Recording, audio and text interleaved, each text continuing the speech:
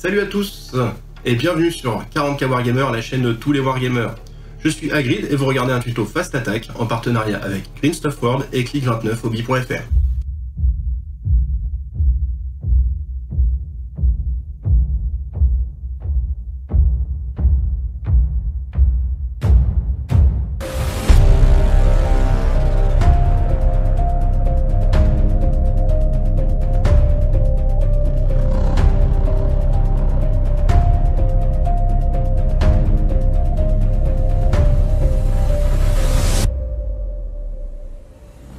Aujourd'hui, on parle des encres d'intensité en partenariat avec Green Stuff World. On utilisera plusieurs teintes Intensity, des pinceaux et de l'aérographe également pour les appliquer. On va se concentrer sur deux figurines, à savoir un Space Marine, un Outrider exactement dont on fera un Ultramarine en 2 coups de cuillère à peau, et une grosse bestiole Drukhari, un espèce de lézard. Alors, je suis pas bilingue en Drukhari, mais c'est une figurine sympa et c'est du Proxy Wars. Avant qu'on commence à peindre nos figurines, on va rapidement faire le tour des Intensity. Déjà, qu'est-ce que c'est ?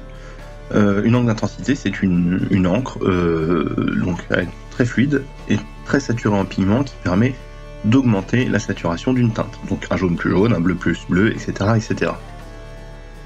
Si on l'applique sur une figurine déjà préparée, avec une sous-couche noire ou un zénithal, on pourra teinter les lumières qu'on a appliquées sur la figurine. Ça marche du coup aussi très très bien pour des OSL. Alors qu'est-ce que c'est une figurine déjà préparée ? Je vais vous montrer tout de suite. Voilà, le petit lézard Proxy Wars. Donc comme vous pouvez le voir, hop, de ce côté-là il est noir, de ce côté-là il est blanc. C'est un petit zénithal qui a été appliqué à l'aérographe. On a fait plus ou moins un éclairage volumétrique, pas trop appuyé. On peut le faire également à la bombe, facilement. Il suffit de pchiter du haut vers le bas. Bon, et c'est l'heure de commencer. On va attaquer avec le Space Marine et le Tenebris Blue. Donc on va passer au Tenebris Blue sur notre ami Space Marine. Ici il y a une lumière blanche, donc une lumière froide. J'utilise un aérographe. Peu importe la marque, je veux dire le résultat sera le même, en tout cas pour ce type de rendu.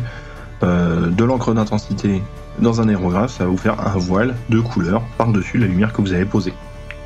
Donc directement, hop, dans le godet, sans autre forme de procès. Je vérifie que j'ai bien fait ce que je veux qu'il sort. Voilà. Celui-là sur mon gant, on voit que c'est bleu avant que ça sèche. Oui, on le voit. Donc là, on est parti. Je vérifie sur le socle, ça sort bien. C'est parti.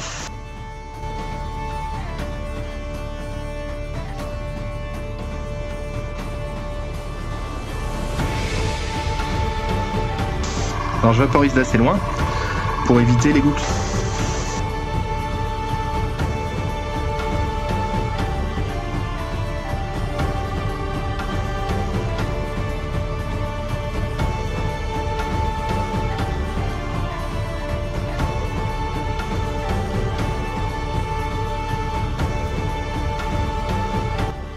Voilà, donc là on obtient rapidement un Space Marine avec de la lumière posée, voilà, des choses bien sapatoches, et rien de trop gênant en termes de fini, voilà, il y a des petites projections parce que mon aérographe a eu un petit loupé, rien de très grave, je pourrais rattraper tout ça au pinceau.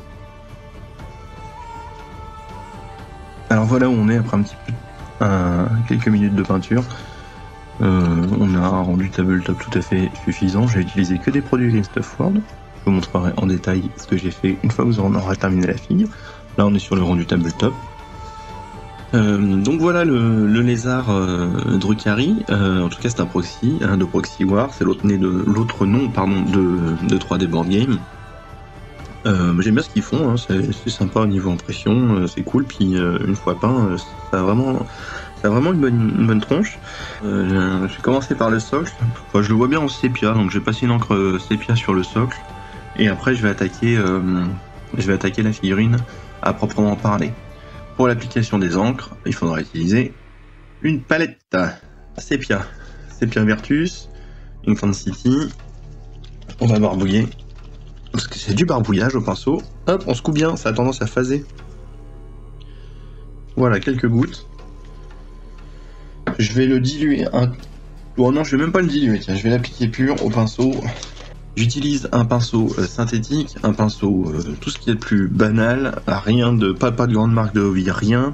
Allez, c'est parti, on va commencer par le socle. Je charge la mule sur le pinceau, c'est du synthétique. L'avantage du synthétique, c'est que ça va pas accrocher. C'est vrai que par rapport à un pinceau en poil naturel, le poil naturel, comment dire, les pigments restent bien accrochés dessus. Alors c'est un avantage quand on peint, mais pour tout ce qui est shade, pour tout ce qui est encre d'intensité, encre candy, tout ce genre de choses, c'est pas forcément un avantage parce que du coup ça va laisser beaucoup de traces.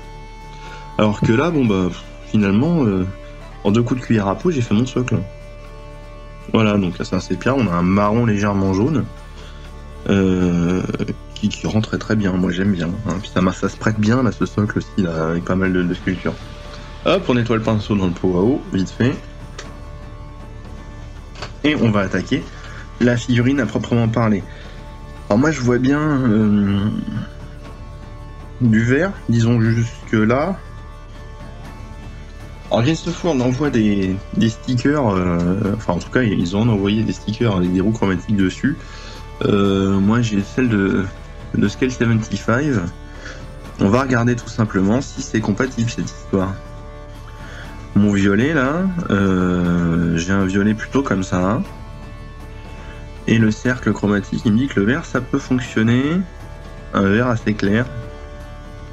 Avec du jaune, donc voilà, une dominante plutôt teinte, voilà, donc on va faire plutôt de l'os pour tout ce qui pique, et du bleu. Donc on va faire une transition vert, bleu, violet. Voilà, on va faire quelque chose comme ça. Allez, c'est parti. Donc pareil, je secoue. Voilà, on a un vert assez foncé. Et on va attaquer, donc du coup, comme j'ai dit, c'est très reptilien, j'aime bien, ça marche bien. Voilà, donc j'essaie de pas repasser sur les plaques d'os, parce que du coup, les plaques d'os, j'ai besoin qu'elles restent principalement blanches pour l'instant.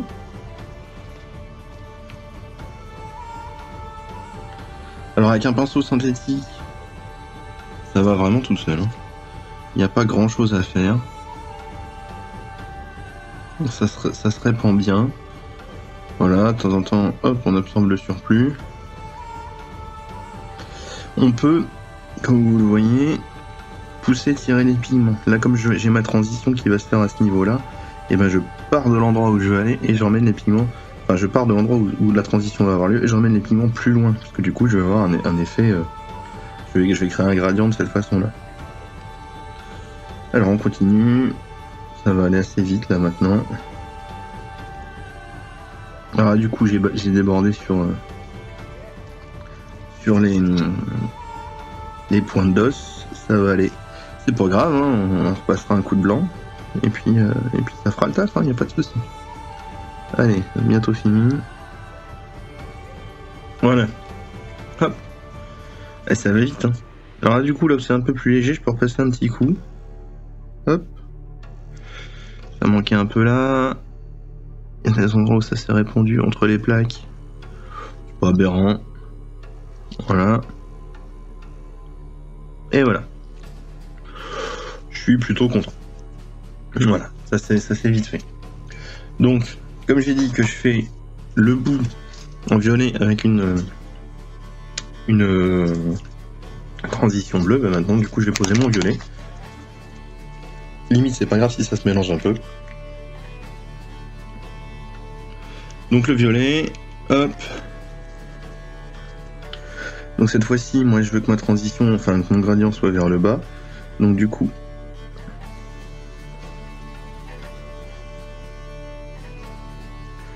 hop.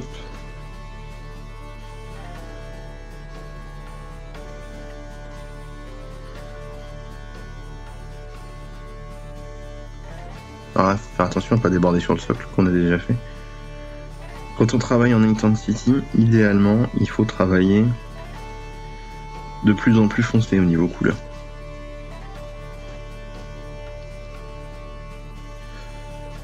Et parfois, quand on n'a pas mis la bonne couleur avant, il faut prévoir de faire 2 couches. Ça va tout seul néanmoins, hein. Faut pas se prendre la tête pour faire du speed painting, c'est quand même assez idéal. Hop. On va laisser sécher un peu et préparer l'encre pour une deuxième couche. Comme ça commence à sécher, on va s'occuper du sépia vertus, un tout petit peu dilué. Donc là je le dilue avec un diluant acrylique, j'en mets 2 gouttes, ça suffit. Et on va attaquer, voilà, c'est un peu moins chargé, on va attaquer les plaques d'os.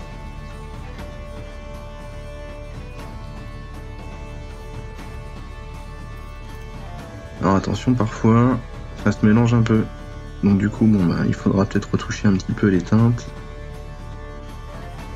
à la fin.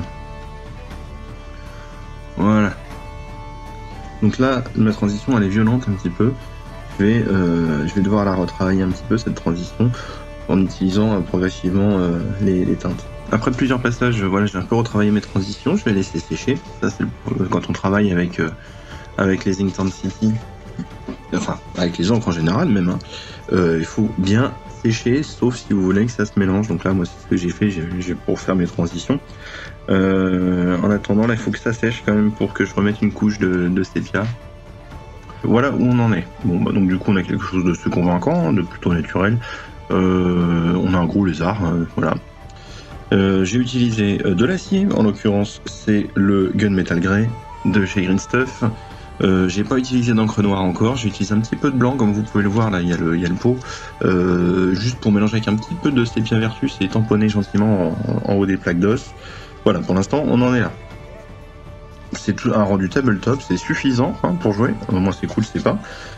Et après il y a plusieurs petites étapes, on va pouvoir un petit peu upper la figurine. Ce que j'aimerais bien faire, ce serait des yeux lumineux. Un petit OSL pas trop compliqué, un truc un petit peu dans les teintes rose violacé, un truc un peu étrange.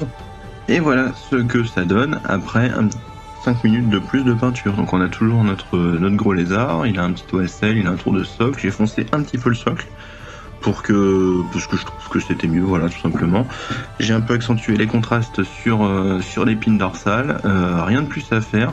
C'est un petit OSL plutôt un petit OSL rigolo, facile à faire. Donc là j'ai sorti juste un tout petit peu plus de produits, à savoir du noir et du blanc, important, une peinture fluo pour l'OSL avec, bon là j'ai pris une peinture candy, mais en fait, enfin une encre candy pardon, mais c'est surtout parce que c'était plus confortable et plus simple de l'utiliser vu que c'était la couleur que je voulais directement, c'était un magenta. Cela dit, en Intensity, il y a un équivalent, le Crimson Magenta, voilà, qui a un fini un peu différent. En l'occurrence, j'ai préféré utiliser une Candy un petit peu pour apporter un peu plus de lumière. Mais voilà, rien de difficile. J'ai retouché un petit peu la gueule, rien de compliqué à faire. Et on est à, je crois que je suis à moins d'une demi-heure de peinture au total là-dessus. Hors temps de sèche, hein, on va pas se mentir, faut que ça sèche. Vous voyez, ça brille encore un peu. C'est l'Opulentus Black qui brille encore un peu sur le socle. J'ai mis aussi du noir sur tout ce qui était métallique, hein, pour augmenter un petit peu le contraste et montrer que c'était métallique. J'ai pas retouché la peau. Voilà, on est sur quelque chose de peint facile, pas de prise de tête et c'est pourtant tout à fait jouable et sympatoche. Ben voilà, on est sur la conclusion de ce tuto. Je vous rappelle les points importants. Les Intensity, c'est surtout pour travailler sur des figurines qui sont déjà préparées, donc avec noir avec un zénithal blanc, ou un éclairage volumétrique à l'aérographe. On peut les travailler soit au pinceau, soit à l'aérographe. On n'a pas le même fini, hein. Le pinceau, ça marche plus pour les trucs organiques. Pour tout ce qui est plaques d'armure, véhicules, il faudra mieux travailler à l'aéro quand même, hein, on va pas se mentir. On est sur des techniques qui permettent de travailler très vite sur les figurines et d'obtenir des rendus facilement, et en poussant un tout petit peu les curseurs, voilà, des effets, des choses comme ça, ça va vous permettre de rapidement peindre vos armées et de jouer peint, hein. C'est quand même vachement plus sympa d'affronter des armées peintes et de jouer avec des armées peintes, hein, on va pas se mentir. Voilà, donc on a fait le tour des Intensity, en tout cas on a vu quelques teintes. Je pense que je continuerai à faire quelques vidéos dessus parce que moi je m'en sers beaucoup, et notamment pour les OSL, vu que je voulais pas montrer en vidéo. Je vous ferai des petites vidéos spéciales pour les effets de show, pour les OSL, avec les Intensity, que ce soit à l'aéro ou au pinceau. Voilà, cette vidéo Fast Attack est maintenant terminée. Je vous rappelle qu'elle vous a été proposée en partenariat avec click29-hobby.fr. Merci Manu. Si vous avez aimé cette vidéo, n'oubliez pas de mettre un petit pouce en l'air, de vous abonner à la chaîne et de partager autour de vous. Si vous voulez soutenir la chaîne, vous pouvez le faire par son Tipeee, les liens sont dans la description, et je vous rappelle que les tipeurs de la chaîne bénéficient entre autres de moins 20% sur leur achat chez click29hobby. N'oubliez pas non plus notre page Facebook, celle-ci c'est un bon moyen de partager avec la communauté des 40 000 Wargamers. Et en attendant de vous retrouver pour de nouvelles vidéos Fast Attack, n'oubliez pas que peindre bien, c'est bien, mais peindre plein, c'est beaucoup mieux.